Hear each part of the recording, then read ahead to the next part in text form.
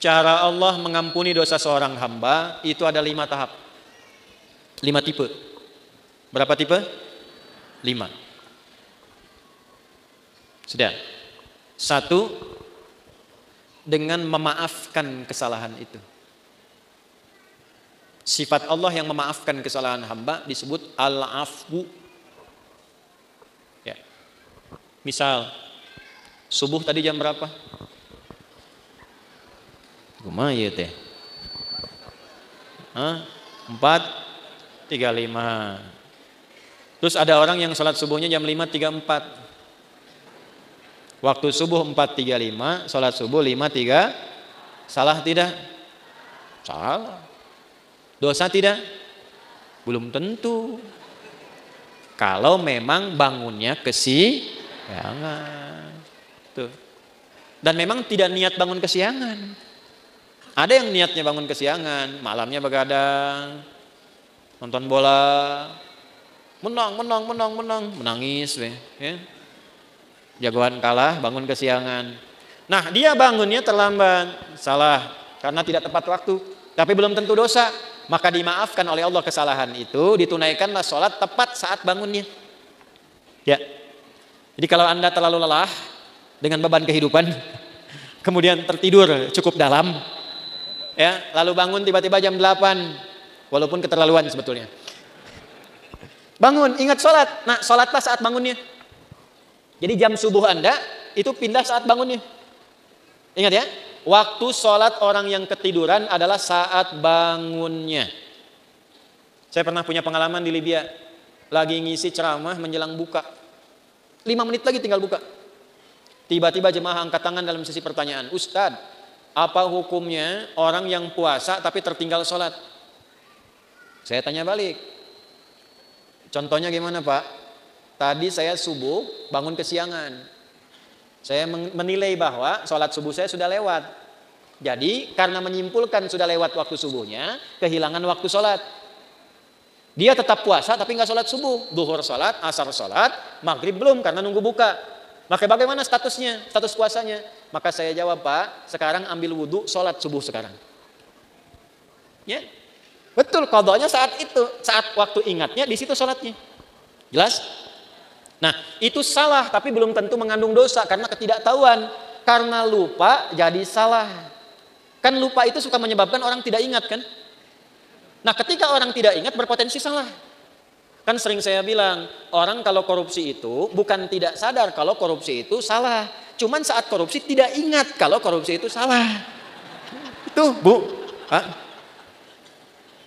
Ini kalau tertukar sendal pulang dari sini, ada ngambil sendal punya orang lain, bukan tidak tahu itu teh punya orang. Cuman tidak ingat saat dipakai itu punya orang. Nah, lupa itu nasya, salah itu akhta'a. Saya lupa nasitu, saya salah akhta'tu. Kita lupa nasina, kita salah akhta'na. Rabbana la tu'akhidna in nasina au. Nah, itu.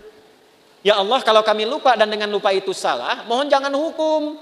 Kata Allah, saya maha pemaaf, saya maafkan kalau kamu memang sadar itu salah. Karena itu jawaban pertamanya wa'fu anna.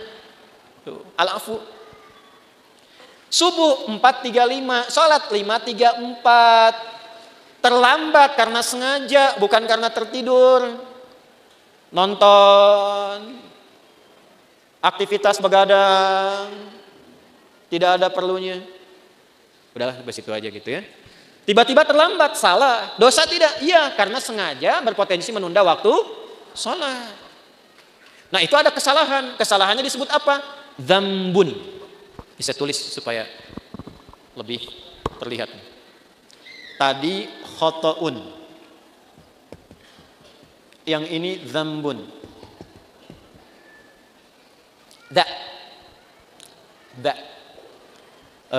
Kapan-kapan nanti saya mungkin rilis video pengajaran untuk spelling huruf hijaiyah tuh di 17 tempat. Itu diantara manfaatnya, itu bisa mengeluarkan semua potensi suara dalam tubuh. Bukan hanya untuk baca Al-Quran. Jadi kalau kita bisa mengeksplorasi itu belajar bahasa apapun bisa cepat untuk kita kuasai. Karena semua sumber suara keluar. Misal yang dari sini a, h, h itu di sini. Ketika ke sini h, ketika ke sini kho, kan? Sampai da itu da di sini, da. Sampai ketemu ba, gampang, matiin aja hurufnya. Ab, at. Nah, itu sumber suaranya. As, az, ab. Ya, harokatnya cuma 3. Namanya ayu. Kalau enggak a, i atau u. Ab. Kasihkan a, ba, kan? Ciluk. Nah, kan? Kebawahin bi, dibesarin u. Nah, ini pakai da, dzambun. Dzambun itu, maaf, salah yang mengandung unsur dosa. Sengaja menunda sholat, terlambat, dzambun. Allah tidak ingin hambanya pulang ke akhirat bawa dosa. Maka diturunkanlah sifat yang kedua, namanya ghafir. Apa namanya? Ghafir. Ada surah ke-40, surah Ghafir. Lihat ayat ketiga.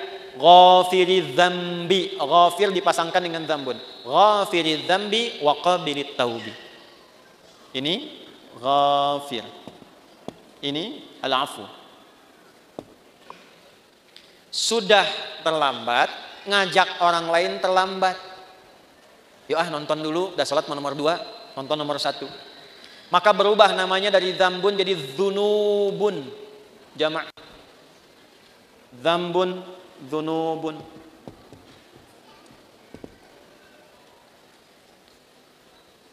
Sudah mencela, merasa paling hebat, merasa paling bagus, terakumulasilah dzunubun. Maka muncul sifat Allah yang ketiga untuk berpotensi menggugurkan itu. Namanya Ghaffarun, Ghaffar. Apa namanya? Di dalam surat apa? Surat Nuh ayat berapa? Ayat 10. Faqultu astaghfiru rabbakum innahu kana ghaffara. Kenapa menggunakan ghaffara tidak ghafira? Karena umatnya Nabi Nuh sudah terakumulasi kesalahannya. Sudah mengancam Nabi Nuh, sudah nuduh Nabi Nuh, menjelek-jelekan Nabi Nuh, ngusir Nabi Nuh, menantang azab. Maka diturunkanlah kalimatnya bukan ghafir tapi ghafar. Sudah terlambat sholatnya, ngajak orang lain gak ke masjid, mencela orang yang ke masjid. Ayo atuh orang nonton heula, sholat ada sholat nomor 2 tuh. Izin aku itu kamar masjid, ada eta mah sok soleh wungkul. Paham? Ya. Maka yang keempat ini ditambah ada zalimnya. Namanya dzunubun ma'adzulmi. Dzunubun ma'adzulmi. Dzunub dan zalim. Apa dalilnya? Contoh Quran surah 2 Al-Baqarah. Ayat berapa? Ayat 114 misalnya. Wa man azlamu zalim. Wa man azlamu mimman mana'a masajidallahi ay yudhkara fiha ismuhu wa sa'a fi kharabiha. Paham? Tidak. Siapakah kata Allah? Nih nanya sama kita. Pertanyaan ini gak usah dijawab karena Allah sudah maha tahu. Namanya pertanyaan retorik. Pertanyaan retorik itu pertanyaan yang diajukan untuk menggugah kita supaya mikir, bukan supaya jawab. Seperti khatib Jumat nanya kepada jamaah. Sudah menerangkan, dia tanya, apakah jamaah semua masih merasa beriman? Jangan dijawab, masih. Nah, ini masalah. Saya pernah khutbah Jumat tuh, satu daerah di desa, ya kan? Bukankah Bapak ini semuanya beriman kepada Allah? Betul. Itu pertanyaan retorik. Allah nanya kepada kita, gak usah dijawab. Supaya kita mikir. Maksudnya begini, kalian ini kenapa sih? Sudah berbuat banyak dosa, masih zalim juga. Di antara perbuatan zalim dan banyak dosa, satu, ada yang sifatnya tentang ibadah di masjid. Orang yang mencegah orang ke masjid. Sengaja menjatuhkan orang supaya keluar dari masjid. Memfitnah ulama supaya tidak ada di masjid. Itu namanya dosa akumulatif plus perbuatan zalim. Syirik, inna syirka la zulmun azim. Syirik masuk kategori ini nih. Syirik itu zalim. Ya. Hati-hati ya. Yang kecil yang besar sama saja. 7 dosa besar nomor 1-nya syirik. Baik langsung atau menggunakan perantara. Langsung mengatakan semua agama sama, menuju pada Tuhan yang sama. Cuma caranya beda-beda. Itu syirik lisan. Silakan, saya kalau masalah akidah tegas saya. Menggunakan perantara, pakai dukun.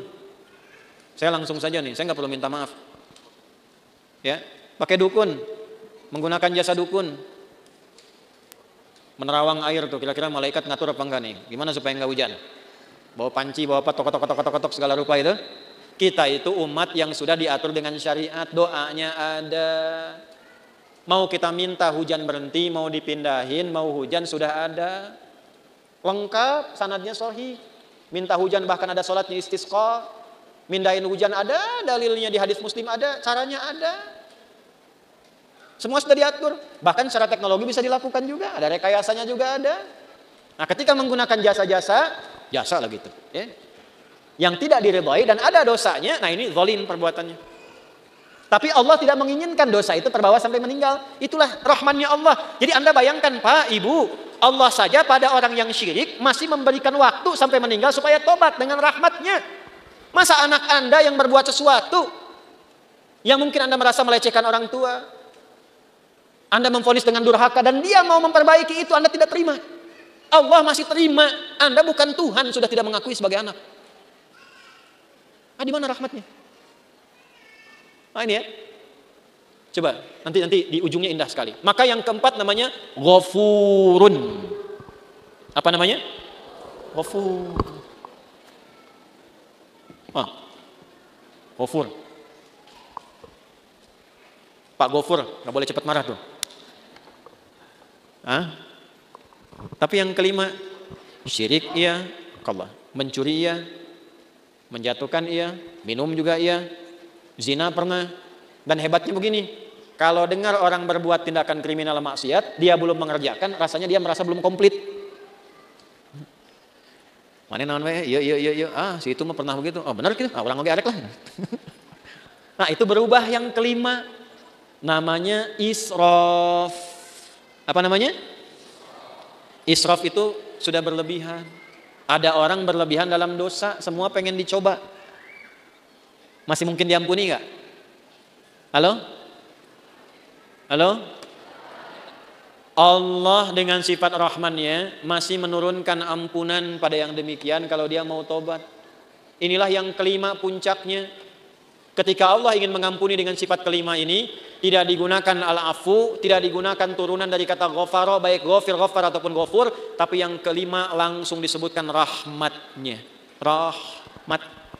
Dengan sifat rahmannya langsung disebutkan kata rahmatnya, rahmat. Dosanya israf. Bahkan rahmatnya dilekatkan dengan sifat Allah pemiliknya. Ya, pakaian nisbah. Rahmat itu punyaku. Maka dengan rahmat yang aku punya, semua rahmatku aku punya nih. Aku tawarkan kepadamu ampunan supaya engkau tobat dari dosa yang kau kerjakan itu. Nih, ada yang pernah mabuk, pernah bunuh, pernah zina, pernah merampok, pengen tobat, pengen balik. Kata Allah jawabnya bagaimana? Hei, aku tawarkan kepadamu semua rahmat yang aku punya untuk mengampuni dosamu kalau engkau benar mau tobat. Kurang apa coba? Jadi kalau dengan tawaran itu masih ada yang belum tobat, keterlaluan itu. Dengan cara apa lagi Allah mesti ampuni? Di mana dalilnya? Quran surah ke-39. Di ayat berapa? 53. Bagaimana bunyinya? Qul ya ibadiyalladzina asrafu ala anfusihim la taqnatu mir rahmatillah. Sandarkan pada Allah. Wasi'at rahmati kulla syai'. Rahmat ketemu yang mutakallim. Rahmatku mencakup semuanya. Ya di situ apa? Allah. Jangan putus asa dari rahmat Allah. Kenapa tidak langsung menggunakan rahmati? Karena kalau banyak dosa, biasanya nggak kenal Allah, walaupun mengaku Muslim. Itu.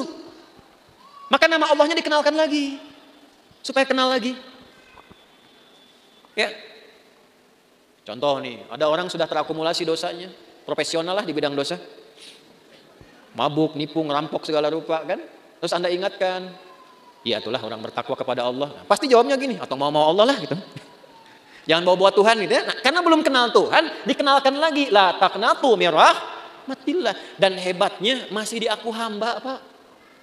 Kul ya Muhammad katakan, ya ibadi, hei hambaku, masih diaku hamba. Coba ya. Ini jangan anak Anda lah, anak umum aja. Ada ibu dan ayah, anaknya begitu durhaka. Buruk terhadap citra keluarga. Di luar sudah merampok, sudah membunuh, sudah berzina, merusak nama keluarga. Tiba-tiba pulang ke rumah pengen minta maaf sama bapak dan ibu, diterima nggak? Ayo. Saya tanya nih, kalau bapak ibu mau terima, pertama ketemu senyum atau kecut? Tuh. Marah atau tenang? Non siapa dia? Tuh, coba. Nah, inilah pentingnya kita ngaji begini. Ini anak datang pengen taubat, wasilahnya orang tua pengen minta maaf. Allah yang pencipta kita mengatakan, "Qul ya ibadi," pakai kata iba, hambaku. Pakai ya disebutkan 360 kali dalam Al-Qur'an. Fungsinya 3 di ilmu nahwu. Nidaul qarib, nidaul mutawassit, nidaul ba'id. Memanggil yang dekat, yang menengah, yang jauh. Hei ahli maksiat, dimanapun berada, semua jangkauan. Yang telah menyimpulkan mungkin Allah nggak akan ampuni dosaku. Salah kesimpulannya, kata Allah, hambaku sini, jangan putus asa dari rahmatku. Setelah Allah berikan rahmat, teruskan ayatnya, innallaha yaghfirudz dzunuba jami'a. Semua dosa yang pernah engkau kerjakan, kalau benar tobatmu, aku ampuni sekarang semuanya. Tuh.